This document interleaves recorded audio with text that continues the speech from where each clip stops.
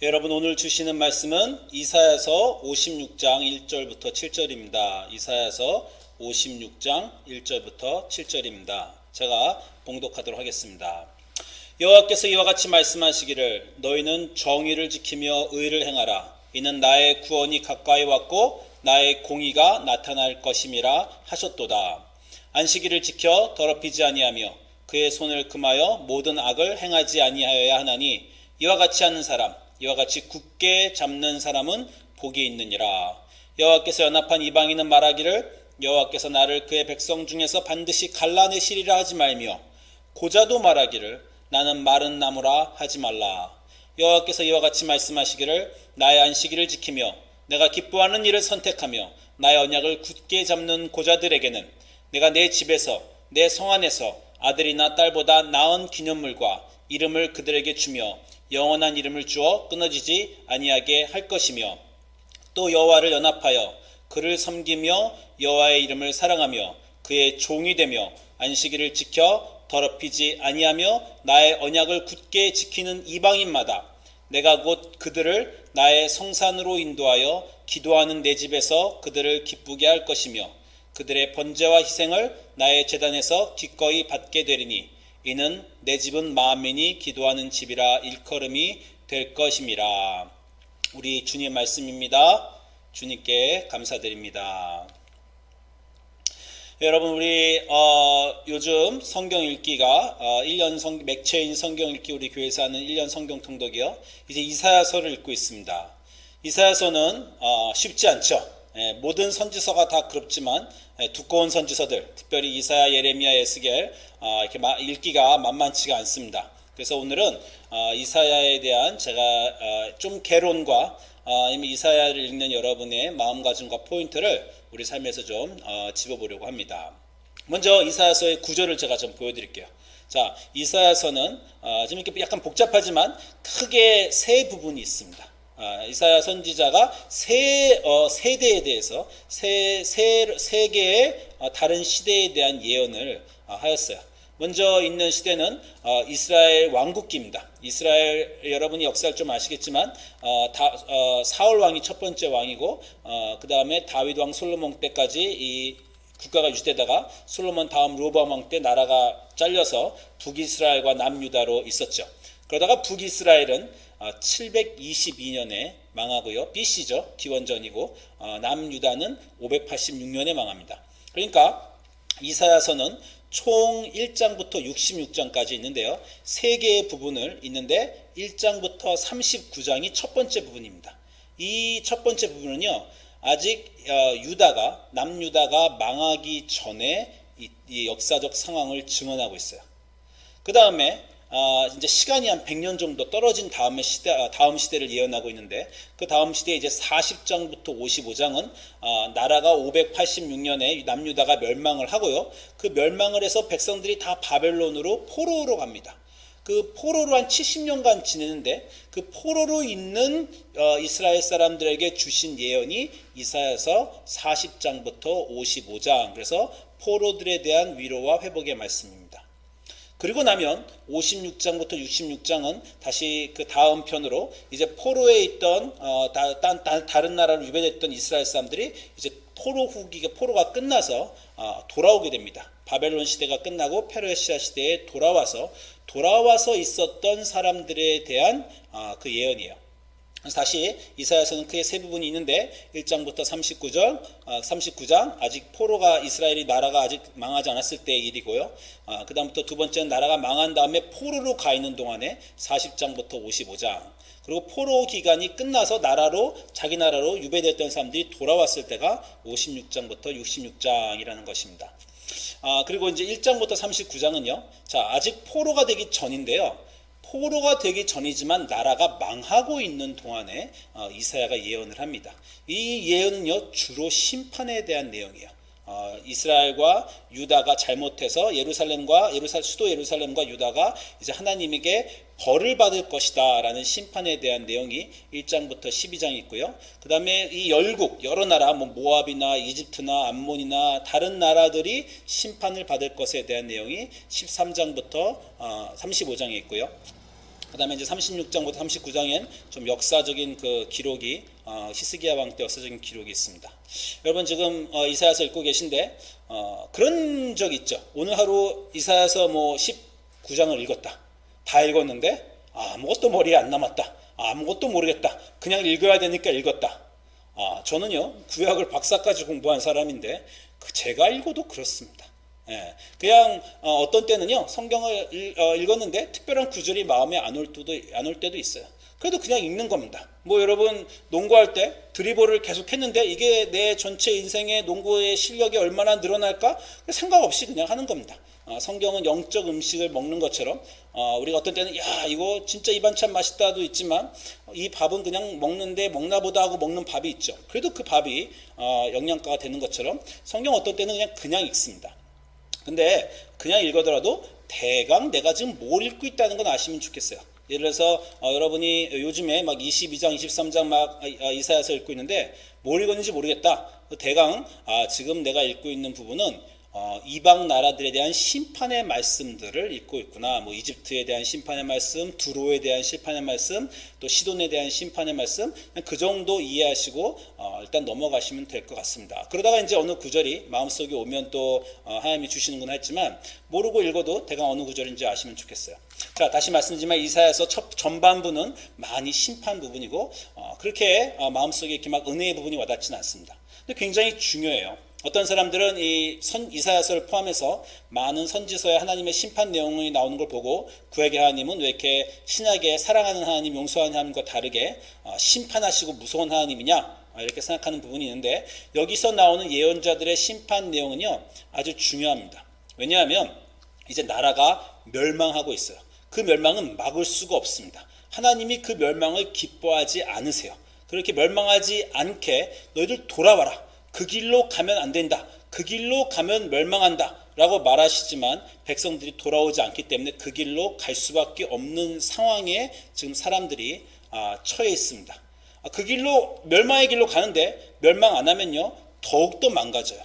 우리가 자녀들이 잘못된 일을 할 때 벌하지 않고 가만 놔두면요 끝도 없이 갑니다. 잘못된 일은 지적하고 훈계주고 안 되면 때려서라도 가르쳐야 되는 거죠. 지금 그런 상황인 거예요. 이스라엘과 유다가 한없이 악한 곳으로 가고 있던 그 역사 말의 시대에 이사야가 하나님의 목소리로 심판을 선포하고 이제 너희가 그 길로 계속 가고 회개하지 않으면 심판할 거다라고 합니다. 이 내용은 아주 중요한 게 왜냐하면 이제 나라가 망할 거거든요. 나라가 망하는데 이 예언서가 없으면요 다른 여러 나라들은 나라가 망했을 때 더 그 나라를 망하게 시킨 큰 제국의 신이 자기들의 신보다 더 강하다고 믿어서 그 제국의 신을 믿고 자기의 신을 잃어버리고 자기의 신이 약하다라고 생각해서 자기 신을 잃어버리고 그 민족의 정체성을 잃어버리고 나라를 잃어버린 것뿐만 아니라 그 민족 자체가 사라지게 됩니다. 근데 이스라엘은 이때 분명히 이사야를 포함한 선지자들이 너희가 지금 이렇게 망하게 되는 것은 하나님이 너희를 보호하지 않으셔서 그런 것이 아니라 보호하실 힘이 없어서 그런 것이 아니라 하나님의 뜻으로 너희가 멸망한다. 이 이방 나라들을 하나님이 부르셔서 너희를 치시는 게 너희가 지금 잘못해서 하나님이 벌하시는 것이다 라고 분명히 가르쳐주고요. 그렇기 때문에 나라가 멸망했을 때 우리의 신이 약해서 우리를 구하지 못한 것이 아니구나 라고 생각하지 않고 이 모든 세계를 하나님의 뜻 안에 있다라고 하나님을 의지하고 믿게 되어 결국 이 민족이 살아남게 되는 그런 중요한 부분이 첫 번째 구절입니다. 그 구절들을 저희가 좀 볼게요. 벌써 시작부터 이사야서 1장 2절 보면요. 하늘이여 들으라 땅이여 귀를 기울이라 여호와께서 말씀하시기를 내가 자식을 양육하였거늘 그들이 나를 거역하도다. 이스라엘과 유다가 거역했다는 겁니다. 거역하니까 하나님이 돌아오라고 말씀하는데 돌아오지 않는다는 거예요. 소는 그 임자를 알고 나귀는 그 주인의 구유를 알건만은 이스라엘은 알지 못하고 나의 백성은 깨닫지 못하는도다. 이렇게 계속 너희가 그렇게 가니 이제 심판되고 멸망할 수밖에 없다 이렇게 말하는 겁니다. 하나님이 너희를 기뻐서 심판하신다는 게 아니에요. 하나님 뭐라고 하십니까? 이사야서 1장 4절에 슬프다.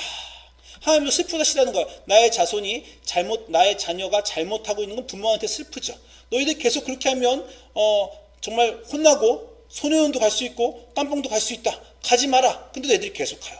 그러면 그 일을 저질렀을 때 죄의 대가를 받아야 됩니다. 슬퍼하시는 겁니다. 슬프다 범죄한 나라요 허물진 백성이요 행악의 종자요 행위가 부패한 자식이로다. 그렇게 말씀하시는 거죠. 그들이 여호와를 버리며 이스라엘의 거룩하신 일을 만우리 여겨 멸리하고 물러갔도다. 그래서 지금 돌아오라는 거예요. 너희가 어찌하여 매를 더 맞으려고 패역을 거듭하느냐. 내 온 머리는 병들었고 온 마음은 피곤하였다. 그러니 돌아오라 라고 이렇게 말씀하시면서 너희가 손을 펼 때 내가 내 눈을 너에게서 가리고 너희가 많이 기도할지라도 내가 듣지 아니하리니 내가 너희를 지금 구원하지 않는 이유는 뭐냐면 너희가 너희 손에 피가 가득합니다.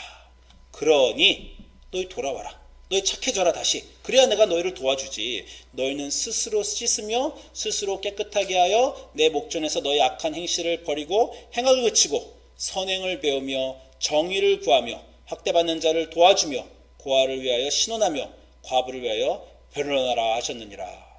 자, 이사야서 1장부터 39장에 많은 내용이 있고요. 정말 다양한 내용이 있어서 제가 짧은 시간에 정리할 수 없습니다. 그렇지만 대표적인 구절 몇 가지를 제가 여러분하고 나눴어요. 결국 무슨 얘기냐면 심판 선언인데 이스라엘 보고 사실은 돌아오라고 말씀하시는 겁니다. 너희 그렇게 계속 죄를 짓다가는 자멸할 수밖에 없다. 나의 구원을 받을 수도 없고 나의 도움을 받을 수도 없고 너희 행실을 바꿔서 내게 돌아오라. 내가 이 세계를 지키는 정의의 원칙이 있는데 너희가 그거를 무시하고 날아가니 이제 멸망의 길로 가고 있다. 나 지금 계속 경고하고 있다. 워닝하고 있다. 돌아와라. 그러나 너희가 돌아오지 않는다면 그 끝은 망할 것이다 라는 구절이 분명하게 있습니다. 역사의 주인이 하나님이며 그 길을 그 방향으로 하나님이 인도하시는 것은 아니지만 너희가 그 길로 간다면 이 세계를 주관하신 하나님의 뜻에 따라서 그곳에서는 그 일의 결과를 당할 수밖에 없다라는 것이 이사야서 1장부터 39장이고요. 다시 말씀드리지만 이 구절들이 중요한 이유는 이 이후에 나라가 멸망한 이후에 다른 이방 민족들은요 전부 다 자기 신을 잃어버렸지만 이스라엘은 자기들의 멸망까지도 자기 하나님의 뜻이라고 생각하여 회개하고 돌아올 수 있는 기반을 제공해 줍니다. 자기 신을 잃으면요 그 민족은 돌아올 수 없어요. 그러나 자기 신이 있으면 나라가 멸망해도 그 민족은 다시 돌아올 수 있는 겁니다. 그게 이제 이사야 1장부터 39장의 내용이고요. 그리고 이제 이 사람들이 결국 나라가 망했어요. 나라가 망하고 이제 한 100년 정도 있다가 다시 예언, 그 100년에 있는 100년 후의 시간을 다시 예언을 하는데 그게 이제 40장부터 55장입니다. 이미 나라가 멸망했어요. 벌을 받고 있어요. 아니 여러분 만약에 자녀가 굉장히 나쁜 일을 하고 뭐 마약을 하고 뭐 잘못돼서 부모가 계속 야 너 그렇게 하다가 멸망한다 그러다가 너 잡혀간다 그러다가 경찰한테 잡혀갖고 감옥 갔어요. 그럼 부모가 감옥에 가서 면회를 갔습니다. 뭐라 그러겠습니까 부모가? 야 꽃이다. 너 내 말 안 듣더니 딱 그렇게 될 줄 알았다. 그렇게 말할 부모가 됐습니까? 가서 위로해 주죠. 야 거 봐라. 아빠가 그렇게 말했는데 너희가 그렇게 했으니 이제 내게 다시 돌아와라. 이렇게 말하면서 그러나 이 어려운 시기를 잘 겪고 나면 우리 다시 시작하자. 다시 새롭게 하자. 부모가 그렇게 감옥을 찾아가서 위로할 거 아닙니까? 그런 것처럼 하나님의 위로의 메시지가 이사야서 40장부터 55장 사이에 있습니다. 그 말씀들을 한번 보세요. 40장 1절부터 벌써 이럽니다. 너희 하나님이 이르시되 너희는 위로하라. 내 백성을 위로하라. 얼마나 멋있는 말인지 몰라요. 너희는 위로하라. 내 백성을 위로하라. 너희는 예루살렘의 마음에 닿도록 말하며 그것에게 외치라. 그 노역의 때가 끝났고 그 죄악이 사함을 받았느니라. 이미 죄는 짓고 벌은 당했는데 이제 사함을 받겠다라고 말씀하시는 겁니다. 그러면서 이제 하나님이 이스라엘에게 위로하시는 말씀을 주세요. 41장 8절에 나의 종 너 이스라엘아 내가 택한 야곱아 나의 벗 아브라함의 자손아 두려워하지 말라. 내가 너와 함께함이라. 놀라지 말라. 나는 내 하나님이 됨이라. 내가 너를 굳세게 하리라. 참으로 너를 도와주리라. 참으로 나의 의로운 오른손으로 너를 붙들리라. 얼마나 많은 사람에게 감동과 위로를 주는 구절인지 모릅니다. 다시 말씀드린 40장부터 55장은 죄된 민족에게 주시는 위로의 말씀이기 때문에요. 여러분이 만약에 성경에서 위로의 말씀을 찾고 싶으면 정말 이사야서 두 번째 이사야서의 제2이사야라고 부르는 40장부터 55장을 가시면요. 정말 이 힘 주시고 격려하시고 위로의 말씀으로 가득해요. 정말 말 그대로 감옥에 있는 자녀를 찾아가서 거기서 주시는 위로의 말씀입니다. 그러면서 내가 너를 도와주겠다. 너는 걱정하지 마라. 이 전에 말씀 어땠다고요? 너 그렇게 가다간 큰일 난다. 이게 전의 말씀이었고요. 지금 이미 벌을 받고 있는 중이에요. 벌을 받고 있는 중이니까 내가 너를 붙잡아 주리라. 굉장히 아름다운 말씀이 또 나옵니다. 이사야서 49장 14절 가면 오직 시온이 이르기를 여호와께서 나를 버리시며 주께서 나를 잊으셨다 하거니와 여인이 어찌 그 젖먹는 자식을 잊겠으며 자기 태에서 난 아들을 긍휼히 여기지 않겠느냐. 그들은 혹시 잊을지라도 엄마는 그 태어난 아기를 잊을지라도 나는 이스라엘 너를 잊지 아니할 것이라. 내가 너를 내 손바닥에 새겼다. 이런 아름다운 말씀에 구원의 말씀이 여기 있습니다. 그러면서 이제 이 40장부터 55장의 맨 마지막에는요, 회복을 얘기해 주세요. 너희가 이제 이 벌을 다 받고 포로기가 끝나면 내가 너희를 다시 불러서 새로운 땅으로 이스라엘 땅으로 너희를 다시 불러서 너희를 회복시켜 줄 것이다. 이 맨 마지막 구절 제2사야의 제 마지막 구절은 너희는 기쁨으로 나아가며 평안히 인도함을 받을 것이요 산들과 언덕들이 너희 앞에서 노래를 바라고 들의 모든 나무가 손뼉을 칠 것이며 잣나무는 가시나무를 대신하여 나며 화석류는 찔레를 대신하여 날 것이며 이것이 여호와의 기념이 되며 영영한 표징이 되어 끊어지지 아니하리라. 자, 너희가 돌아와서 기쁨과 평안이 넘치고 그 너희가 하는 일들이 다 잘되고 이 자연들이 너희를 환영하며 잣나무와 가시나무를 대신해서 난다. 그래서 너희들에게 이제 풍요와 기쁨이 있을 것이고 회복이 있을 것이다. 이런 말씀이 40장 1절부터 이 55장 말까지 이 두 번째 포로기에 있는 사람에게 주어지는 충만한 위로와 회복의 말씀입니다. 그리고 이제 오늘 저희가 본 56장, 이 56장이 이제 우리가 세 번째 이사야의 세 번째 시대를 이사야가 예언한 것을 말하는 것인데, 이 포로기에 있는 아이가 이제 말 그대로 감옥에 있는 아이가 감옥에서 출소를 했어요. 감옥에서 나와서 이 땅으로 돌아왔습니다. 이 땅에 돌아온 이스라엘 사람에게 하나님이 해 주시는 말씀이 바로 이제 이 56장의 부분입니다. 근데 여기서 여러분이 좀 역사적 상황을 아셔야 될 것이 있는 게, 이 사람들이 포로기에 있다가 돌아왔어요. 돌아왔는데 그 상황이 좋지가 않았습니다. 70년 만에 돌아오는데요. 70년 만에 돌아온 땅은 황폐해 있고요. 자기 집을 새로운 곳에 이제 건설하고 짓는 것에 힘들고, 그런데 거기다 또 새로 성전도 지어야 되고, 그리고 이미 그 땅에 거주하고 있는 새 거주자들이 아주 이 사람들을 괴롭게 해서 힘이 들고요. 또 소출도 어렵고요. 많은 어려운 시기를 겪습니다. 그 어려운 시기를 겪는 사람들에게 이제 제 세 번째 이사야의 예언이 가는 것이 이제 56장부터 66장 마지막 이사야의 부분입니다. 이 세 번째 이 이사야의 세 가지 구절이요, 굉장히 중요한 것이 사실은 그냥 역사적인 시기만을 대표하는 게 아니라 우리의 신앙생활도 이것과 많이 다르지 않다는 그런 생각이 듭니다. 첫 번째, 하나님을 모를 때는요, 그냥 이 세상의 법칙대로 살았어요. 원칙과 벌이 있는 시대였습니다. 인과응보와 권선징악을 믿고 사는 사회였어요. 내가 열심히 하면 복을 받고 내가 열심히 살지 않으면 벌을 받는 그거는 이 세상 사람도 다 믿고 이 세상의 법 질서가 다 사는 세대 아닙니까? 내가 한 대로 받는 그것이 이 세상 사람들이 믿고 사는 삶이고, 하나님이 계시건 말건 사람들은 그렇게 살았습니다. 그러다 우리가 이제 하나님을 믿게 되죠. 하나님을 믿게 되면 그 하나님의 구원에 감동을 하게 돼요. 바로 그 제2사의 위로의 말씀이 우리의 삶으로 들어옵니다. 나의 인생이 더 이상 고와 같지 않고 성령을 경험하고 마음의 구원의 기쁨이 충만하고 하나님을 믿은 그 첫사랑의 기쁨과 회개의 눈물이, 내가 그동안 지은 죄에 대한 회개의 눈물이 나오고 구원의 확신이 생기고 하나님을 사랑하게 되고, 그리고 이제 수련회나 교회 활동이나 선교를 가면서 감동을 느끼고 기적을 경험하고 내 삶에 계신 하나님을 알게 되죠. 그건 정말 제2이사야의 구원과 회복의 순간이, 예수님을 처음 만난 우리 인생의 그런 순간이 옵니다. 그리고 이 제2이사야가 끝나고 제3이사야, 이사야의 세 번째 시대가 오면, 그런데 우리의 삶과 우리 자신이 그렇게 나아지지 않은 것을 우리가 직면하게 됩니다. 그 감동이 있었지만 하나님을 이제 사랑하고 하나님을 믿고 살고 싶은데 우리가 그렇게 별로 안 되죠. 사람이 하루아침에 이렇게 변해지지가 않습니다. 하나님을 믿는다고 해서 내가 이웃을 사랑하고 내 모든 것을 주고 용서할 수 있는 성자처럼 살 수 없습니다. 그건 우리의 한계죠. 매일매일 성경을 읽거나 또 기도를 열심히 하는 생활을 해야 될 것 같고 그렇게 해서 하나님께 나아가고 싶지만 또 그렇게 또 잘 되지 않는 게 현실입니다. 근데 그렇다고 또 세상 사람들하고 똑같이 살 수 없어요.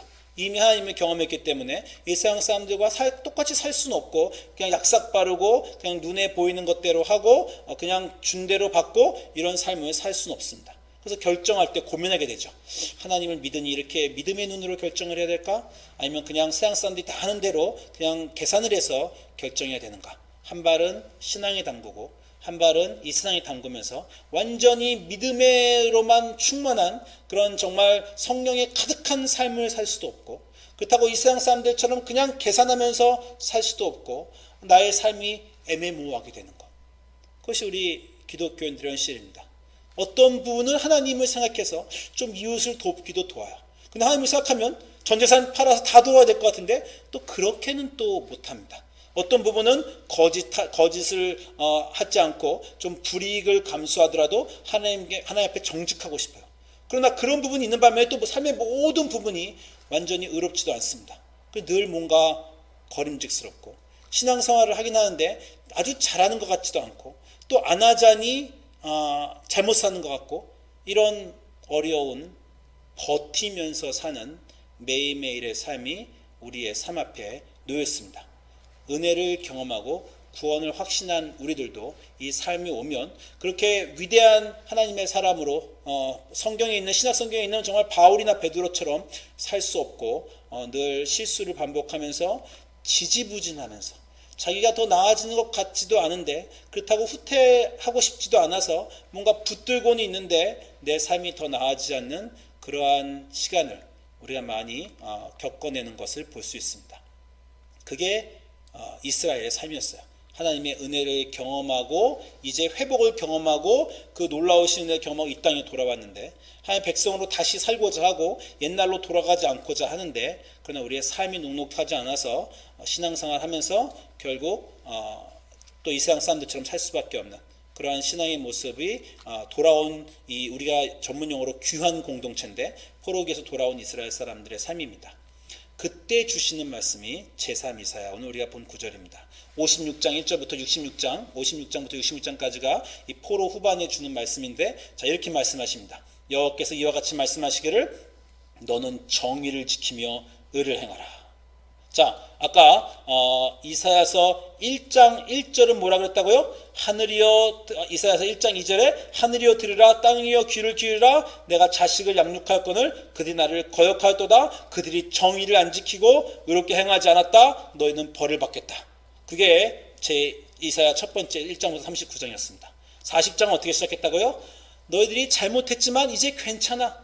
위로하라. 정다히 위로하라. 내가 너희를 어떻게 놓치겠느냐? 너희가 아무리 죄를 지었다고 내가 너희를 버리겠느냐? 어미가 자식을 잃어버릴지언정 나는 너희를 놓지 않고 나는 너희를 구속하여 주겠다. 나는 너희를 치료하여 주겠다. 그런 것이 나는 너를 참으로 굳세게 하며 너를 도와주겠다. 야고봐. 그렇게 말씀하시는 것이 제2 이사야 두 번째 40장부터 55장이에요.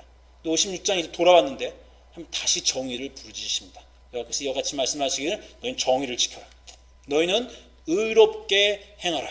이는 나의 구원이 가까이 왔고 나의 공의가 나타날 것임이라 라고 하시는 겁니다. 자, 조그만 차이가 있어요. 제가 아까 말씀드렸죠. 전에 사랑하던 구절인데 그 다음에는 좀 덜 사랑하고 다시 좋아지는데 그것이 그냥 옛날로 돌아간 게 아니라 이해가 바뀌었다고. 그게 우리 인생 아닙니까? 어렸을 때 생각하는 것이 있었고 나이를 먹으면 생각을 다르게 하다가 나이를 더 먹고 더 원숙하게 지면 어렸을 때 생각하는 것을 돌아오긴 돌아오는데 그러나 좀 다른 이해로 돌아오게 되는 것. 그것이 우리 삶의 모습인데 자 정의를 지키며 의를 행하라. 아까는 뭐라 그랬냐면요. 정의를 지키고 의를 행하지 않았으면 너희 벌을 받는다. 인과응보 권선정을 말씀하셨어요.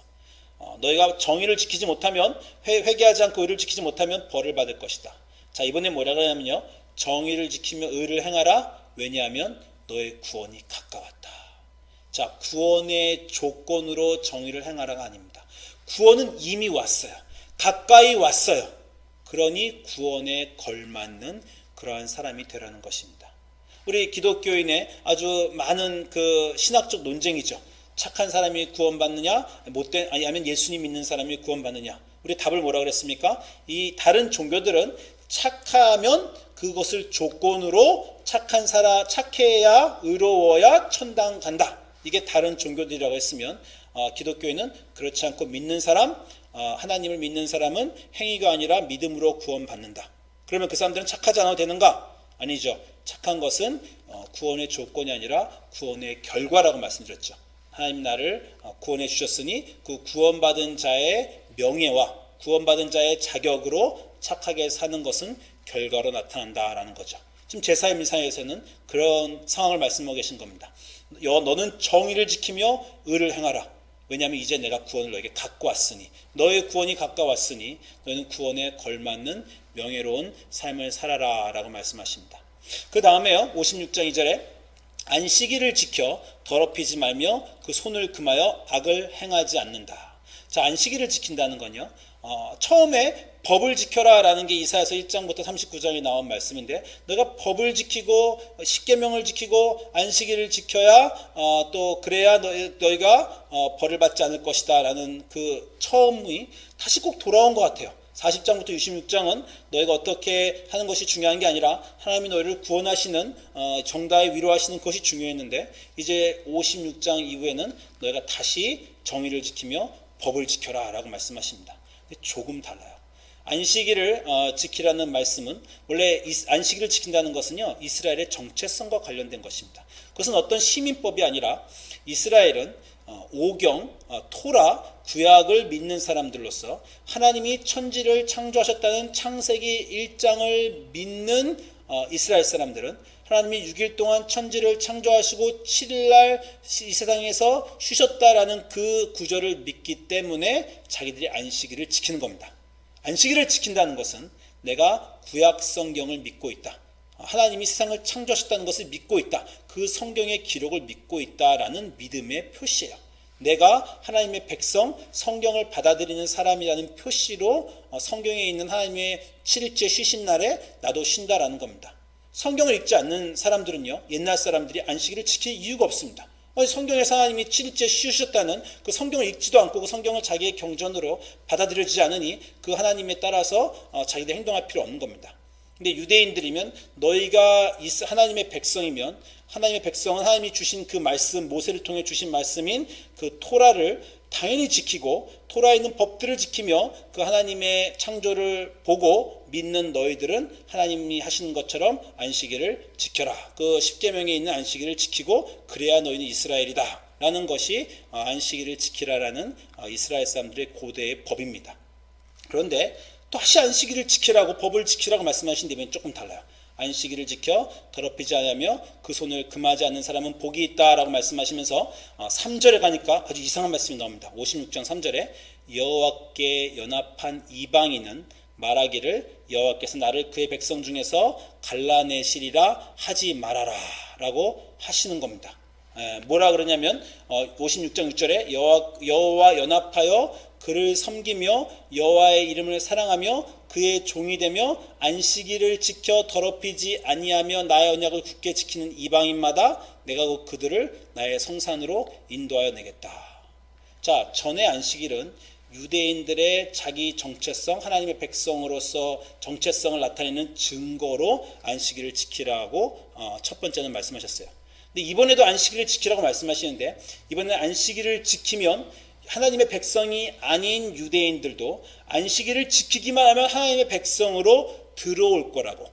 이전에는 안식일이 유대인과 이방인을 가르는, 유대인은 안식일을 지키고 이방인은 안식일을 안 지키는, 유대인과 이방인을 가르는 것으로 안식일의 법이 옛날에는 사용되는데, 제일 이사야에는 그렇게 사용되는데, 이제 세 번째 부분의 이사야에서는 안식일이 거꾸로 이방 사람들을 받아들이는 통로가 됩니다. 안식일을 지키면 하나님의 백성이 될 수 있다라는 겁니다.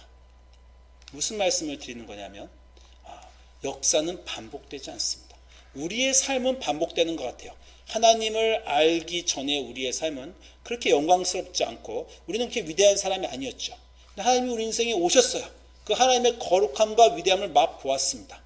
그리고 났는데 일상으로 돌아갔더니 이제 꼭 하나님을 모르게 그 영광을 성령을 경험하기 전에 있는 그런 사람이 나는 된 것 같죠. 나는 그냥 또다시 옛날 사람처럼 실망하고 실패하고 그렇게 의롭지 않고 하나님 앞에 온전히 설 수 없는 사람처럼 내 자신이 느껴지기도 합니다. 그렇다고 옛날에 돌아간 걸까요? 그렇지 않습니다. 구원을 맛보고 하나님의 구원을 경험한 사람들은요, 이제 나는 그렇게 위대한 사람이 되지 못했지만 하나님의 위대하심이 내 안으로 들어왔어요. 이스라엘 사람들은 제1 이사야에서는 전 세계를 통한 하나님의 구원 사역이 아직 무엇인지 몰랐습니다. 그리고 자기들이 인생이 어려웠죠. 그리고 이제 돌아와서도 인생은 여전히 어려워요.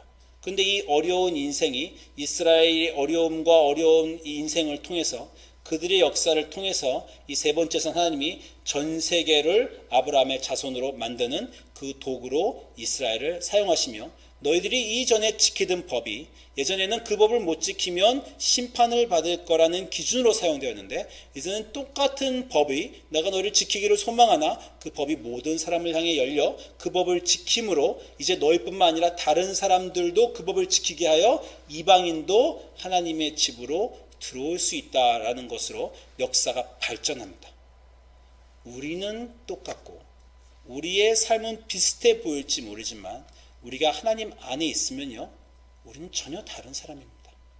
그 다른 사람이라는 걸 우리는 잘 못 느끼죠. 그러나 하나님이 이제 우리를 통해 역사하고 계시다는 거야. 나는 정오의 빛같이 그렇게 내 의가 드러나지 않습니다. 나는 그런 사람이 아니에요. 그런데 하나님 안에 있으면 하나님이 그렇게 해주실 거라는 거야. 그 증거가 어디 있습니까? 내가 뭐가 위대합니까? 나의 삶이 뭐가 위대합니까? 하나님이 약속을 주셨고 그 약속이 너의 삶을 통해서 너와 내 자손들과 너는 보지 못하는 가운데 이루어지고 있다. 그리고 그 이루어짐은 지금 네가 잘하고 못하는 것에 달려있지 않다. 네가 지금 매일매일 성경을 읽고 막 말씀을 읽고 정말 성인처럼 살지 못한다 하더라도 네가 약속의 백성으로 들어오고 나를 믿는 그 사람인 이상 너의 실패와 성공과 너의 매일매일의 정말 아무것도 아닌 삶도 하나님은 그 모든 것들을 그 역사 안에 가지고 계산하고 사용하고 계시며 그것을 통해서 위대한 일이 일어나고 있다는 것입니다. 여러분 하나님 안에 계십니까? 여러분이 만족하지 못하는 지금의 삶, 그렇게 세상적으로 막 영광이 있어서 성공한 것도 아니고 내 자신이 막 위대하고 정말 거룩한 기독교인이 된 것 같지도 않은, 매일매일 화가 날 때는 화를 나고 화를 내면서도 다른 사람들은 화를 내면서 정당화하지만 우리는 이렇게 화내면 하나님이 싫어하실 텐데 어떡하나 그러면서도 화는 나죠.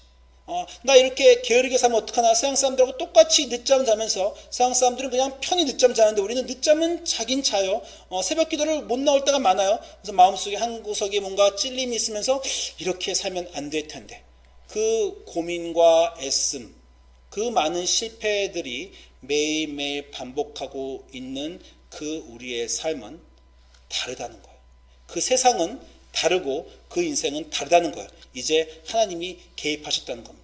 똑같아 보여요. 안식일을 지켜라라는 예전법과 지금과 똑같지만 그 똑같은 삶이 전혀 다르게 사용되고 있다는 것입니다. 우리의 인생은 반복하지 않습니다. 우리의 역사는 반복하지 않습니다. 우리는 마치 똑같은 실수를 저지르는, 예전이나 난 정말 똑같은 사람이다라고 생각할지 모르지만 하나님 안에 있는 우리는 하나님이 우리의 인생을 바꾸시고 하나님이 우리 큰 역사를 바꾸시고 그 역사를 바꾸시는 것 안에 우리를 그 그림 안에 넣어주셨어요. 영광스러운 삶으로 나아가고 있습니다. 이전에 믿지 못하던 그 구절 또는 이전에 힘들었던 그 구절들이 지금은 보이지 않지만 믿어지고 그 마음속에 힘이 되고 그 말씀을 읽으면서 하나님을 생각하고 하나님을 중심에 놓게 되는 그러한 신앙의 길을 여러분 하나님 안에서 가시면서 이 세상이 아니라 하나님 안에서 사시기를 주의 이름으로 축원드립니다.